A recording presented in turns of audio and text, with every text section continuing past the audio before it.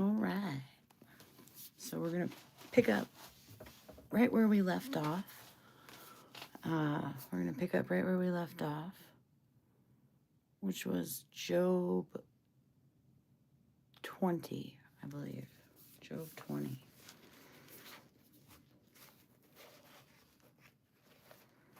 So we're experiencing a blizzard where I live in Connecticut. And I figured no better time than to try and get caught up with what I was trying to do. Oh, and there's my list. Awesome. All right. So, yeah. Oh, and it's actually 21, not 20. All right. So, Job 21. Job replies that the wicked do prosper. All right. Then Job answered and said, "Keep listening to my words, and let this be your comfort. Bear with me, and I will speak, and after I have spoken, mock on. As for me, is my complaint against man? Why should I not be impatient?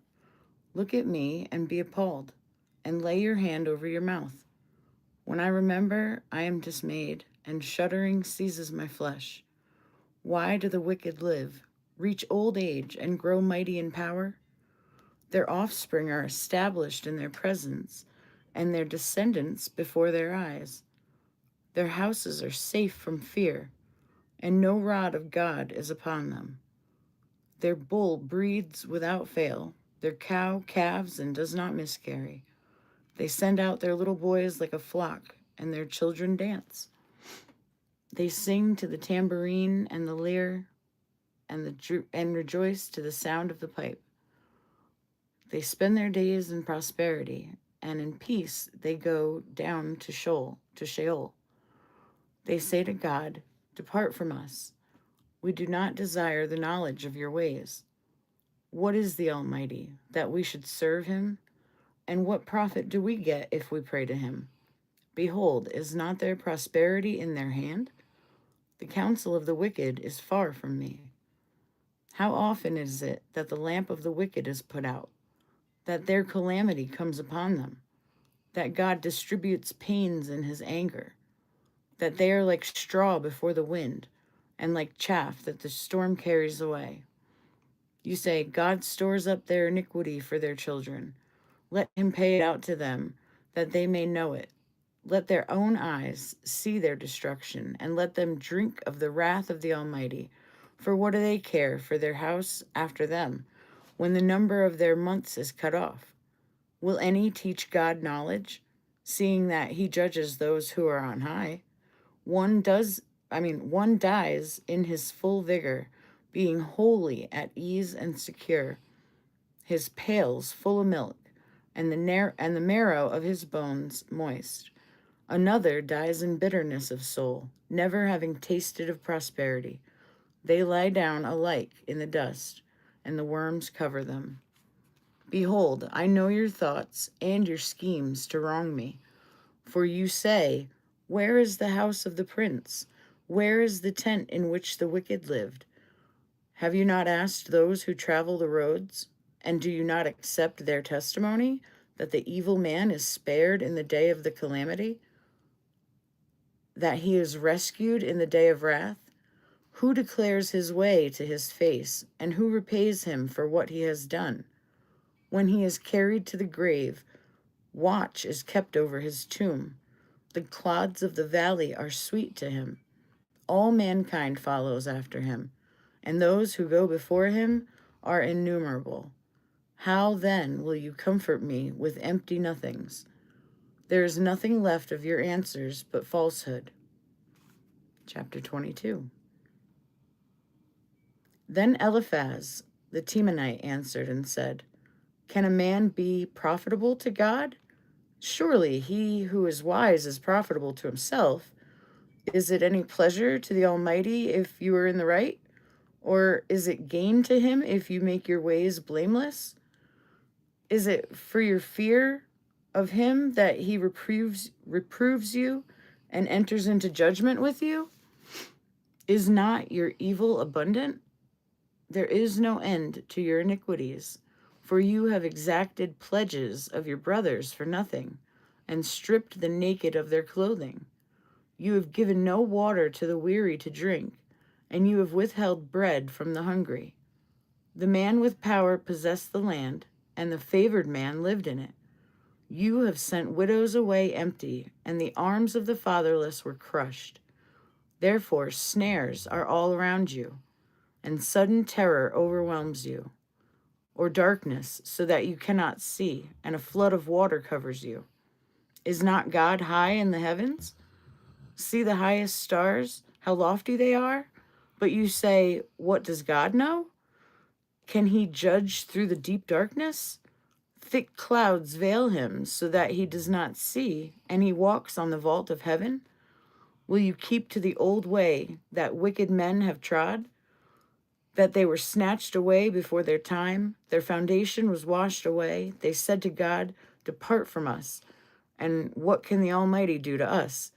Yet he filled their houses with good things. But the counsel of the wicked is far from me. The righteous see it and are glad.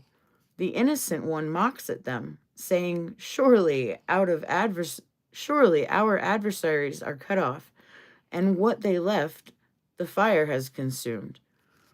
Agree with God and be at peace. Thereby good will come to you.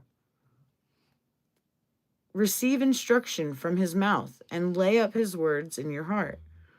If you return to the Almighty, you will be built up.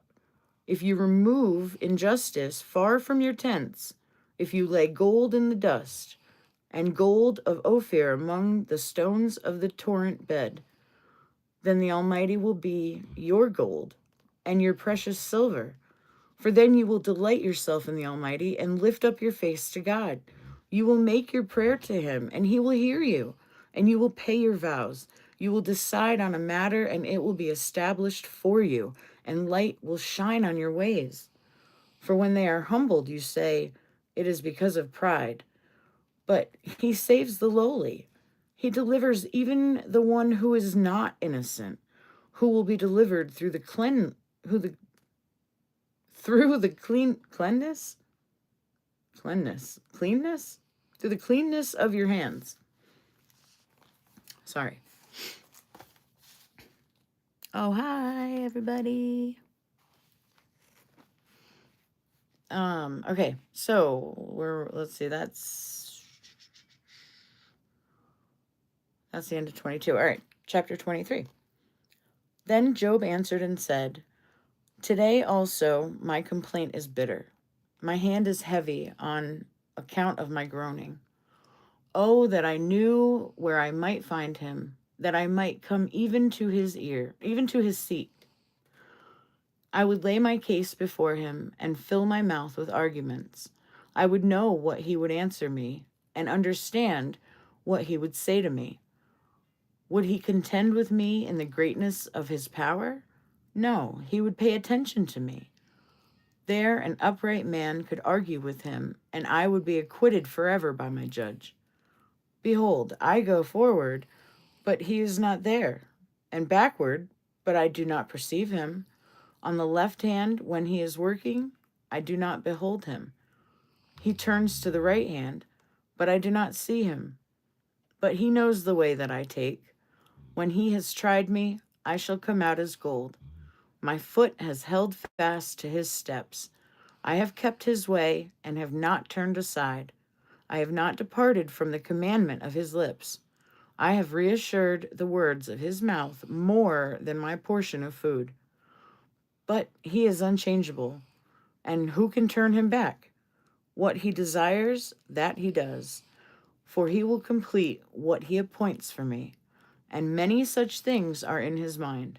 Therefore I am terrified at his presence. When I consider, I am in dread of him. God has made my heart faint. The Almighty has terrified me. Yet I am not silenced because of the darkness, nor because thick darkness covers my face. Should we keep going? Can I get a thumbs up if anybody wants me to keep going? Because that's all I was supposed to read was 21 through 23 for day 8. But we could keep going. Let's see, for day 9, sorry.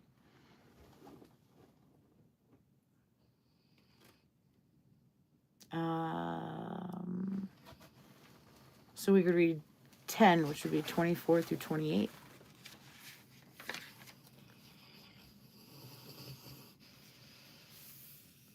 Oh, nobody's even watching. That's okay. I really don't care. I'm going to keep reading because why not? We'll read at least another one. So chapter 24. Why are not times of judgment kept by the Almighty? And why do those who know him never see his days? Some move landmarks. They seize flocks and pasture them. They drive away the donkey of the fatherless. They take the widow's ox for a pledge. They thrust the poor off the road. The poor of the earth all hide themselves. Behold, like wild donkeys in the desert, the poor go out to their toil, seeking game. The wasteland yields food for their children. They gather their fodder in the field, and they glean the vineyard of the wicked man. They lie all night naked, without clothing, and have no covering in the cold. They are wet with rain. They are wet with the rain of the mountains, and cling to the rock for lack of shelter. There are those who snatch the fatherless child from the breast, and they take a pledge against the poor. They go about naked without clothing, hungry. They carry the sheaves. Among the olive rows of the wicked, they make oil. They tread the winepresses, but suffer thirst. From out of the city the dying groan, and the soul of the wounded cries for help. Yet God charges no one with wrong. There are those who rebel against the light, who are not acquainted with its ways, and do not stay in its paths. The murderer rises before it is light, that he may kill the poor and the needy. And in the night he is like a thief. The eye of the adulterer also waits for the twilight, saying, "No eye will see me," and he veils his face. In the dark they dig through houses. By day they shut themselves up. They do not know the light, for deep darkness is morning to all of them, for they are friends with the terrors of deep darkness. You say, "Swift are they on the face of the waters. Their portion is cursed in the land. No treader turns toward their vineyards. Drought and heat snatch away the snow waters. So does Sheol, those who have sinned. The womb forgets them. The worm finds them sweet. They are no longer remembered, so wickedness is broken like a tree. They wrong the barren, childless woman, and do no good to the widow. Yet God prolongs the life of the mighty by his power. They rise up, and when they despair of life, he gives them security, and they are supported, and his eyes are upon their ways. They are exalted a little while, and then are gone. They are brought low and gathered up like all others. They are cut off like the heads of grain. If it is not so, who will prove me a liar and show me that there is nothing in what I say? Chapter 25. Then Bildad the Shuhite answered and said, Dominion and fear are with God. He makes peace in his high heaven. Is there any number to his armies? Upon whom does his light not arise? How then can man be in the right before God? How can he who is born of woman be pure? Behold, even the moon is not bright, and the stars are not pure in his eyes. How much less man who is a maggot, and the son of man who is a worm? Chapter 26. Then Job answered and said, How you have helped him who has no power. How you have saved the arm that has no strength.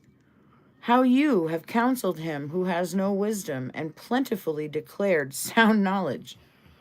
With whose help have you uttered words, and whose breath has come out of you? The dead tremble under the waters and their inhabitants. Sheol is naked before God, and Abaddon has no covering. He stretches out the north over the void and hangs the earth on nothing. He binds up the waters in his thick clouds, and the cloud is not split open under them. He covers the face of the full moon and spreads over it his cloud. He has inscribed a circle on the face of the waters at the boundary between light and darkness. The pillars of heaven tremble and are astounded at his rebuke. By his power he stilled the sea. By his understanding he shattered Rahab. By his wind the heavens were made fair, and his hand pierced the fleeing serpent. Behold, these are but the outskirts of his ways, and how small a whisper do we hear of him. But the thunder of his power, who can understand? 27. And Job again took up his discourse and said, As God lives, who has taken away my right, and the Almighty, who has made my soul bitter, as long as my breath is in me, and the Spirit of God is in my nostrils, my lips will not speak falsehood, and my tongue will not utter deceit. Far be it from me to say that you are right. Till I die, I will not put away my integrity from me. I hold fast my righteousness and will not let it go. My heart does not reproach me for any of my days. Let my enemy be as the wicked, and let him who rises up against me be as the unrighteous. For what is the hope of the godless when God cuts him off, when God takes away his life? Will God hear his cry when his distress comes upon him? Will he take delight in the Almighty? Will he call upon God at all times? I will teach you concerning the hand of God. What is with the Almighty, I will not conceal. Behold, all of you have seen it yourselves. Why then have you become altogether vain? This is the portion of a wicked man with God, and the heritage that oppressors receive from the Almighty. If his children are multiplied, it is for the sword, and his descendants have not enough bread. Those who survive him, the pestilence buries, and his widows do not weep. Though he heap up silver like dust, and pile up clothing like clay, he may pile it up, but the righteous will wear it, and the innocent will divide the silver. He builds his house like a moth's, like a booth that a watchman makes. He goes to bed rich, but will do so no more. He opens his eyes, and his wealth is gone. Terrors overtake him like a flood. In the night, a whirlwind carries him off. The east wind lifts him up, and he is gone. It sweeps him out of his place. It hurls at him without pity. He flees from its power in headlong flight. It clasps its hands at him.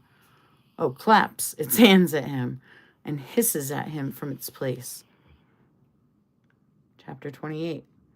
Surely there is a mine for silver and a place for gold that they refine. Iron is taken out of the earth and copper is smelted from the ore.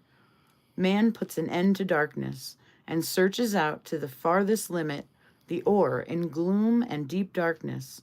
He opens shafts in a valley, away from where anyone lives. They are forgotten by travelers. They hang in the air, far away from mankind. They swing to and fro. As for the earth, out of it comes bread, but underneath it is turned up as by fire. Its stones are the place of sapphires, and it has dust of gold. That path no bird of prey knows, and the falcon's eye has not seen it. The proud beasts have not trodden it. The lion has not passed over it. Man puts his hand to the flinty rock and overturns mountains by the roots. He cuts out channels in the rocks, and his eye sees every precious thing. He dams up the streams so that they do not trickle, and the thing that is hidden he brings out to light. But where shall wisdom be found? And where is the place of understanding? Man does not know its worth, and it is not found in the land of the living. The deep says, "It is not in me," and the sea says, "It is not with me." It cannot be bought for gold, and silver cannot be weighed at its price. It cannot be valued in the gold of Ophir, in precious onyx or sapphire. Gold and glass cannot equal it, nor can it be exchanged for jewels of fine gold. No mention shall be made of coral or of crystal. The price of wisdom is above pearls. The topaz of Ethiopia cannot equal it, nor can it be valued in pure gold. From where, then, does wisdom come? And where is the place of understanding? It is hidden from the eyes of all living, and concealed from the birds of the air. Abaddon and Death say, "We have heard a rumor of it with our ears." God understands the way to it, and he knows its place. For he looks to the ends of the earth and sees everything under the heavens. When he gave to the wind its weight and apportioned the waters by measure, when he made a decree for the rain and a way for the lighting of the thunder, then he saw it and declared it. He established it and searched it out. And he said to man, "Behold, the fear of the Lord, that is wisdom, and to turn away from evil is understanding." Wow. I think that's probably a really good place to stop for right now. But I might pick this up later again if anybody's interested, because, again, maybe you weren't here in the beginning, but I said we are having a blizzard right now in Connecticut. So I can't really leave my house. There's like 3 feet of snow out there already. Like our doors are kind of stuck shut. I mean, we do have 2 other doors that open inward, so we can get out if we need to, if there's emergency. But I'm so grateful that we have a snowblower for when I do have to get out there, and also a generator in case we lose power. Both of which were free to me, just like the beautiful home I live in. God is so good. Really. All right. Well, thanks, guys, for anybody watching. Hopefully I'll see you later. Subscribe.